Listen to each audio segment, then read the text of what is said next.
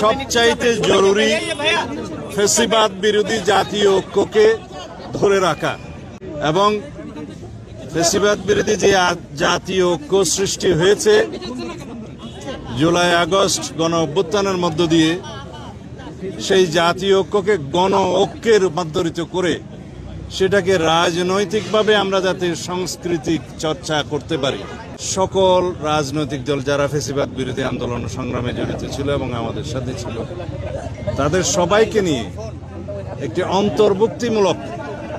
রাজনৈতিক যে কোনো বক্তব্য আমরা দিতে চাই। এখন যে কোনো রকমের অনৈক্যের বীজ যাতে আমাদের ভিতরে বপন না করতে পারে কোনো ফ্যাসিবাদী শক্তি এবং ফ্যাসিবাদের দূষররা, সেদিকে আমাদের লক্ষ্য রাখতে হবে। গণ অভ্যুত্থান সম্পর্কিত ঘোষণাপত্র নিয়ে কিছু আলোচনা হয়েছে। সব রাজনৈতিক দলের নেতারা তাদের বিভিন্ন পরামর্শমূলক বক্তব্য প্রদান করেছেন এবং যাতে এই ঘোষণাপত্রকে কেন্দ্র করে ফ্যাসিবাদ বিরোধী যে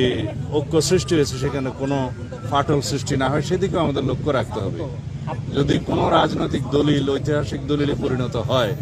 সেই দলিলটাকে অবশ্যই আমরা সম্মান করি, কিন্তু সেটা প্রণয়ন করতে যেয়ে যাতে সব সংশ্লিষ্ট সকলকে অন্তর্ভুক্ত করা হয়,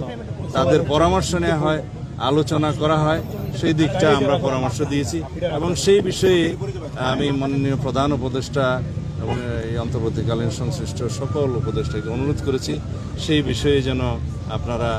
নজর রাখেন এবং সেই হিসাবে পদক্ষেপ নেন যাতে জাতীয় ঐক্যের মধ্যে কোনো রকমের ফাটল সৃষ্টি না হয়, আমাদের মধ্যে যাতে কোনো রকমের বিভ্রান্ত সৃষ্টি না হয়।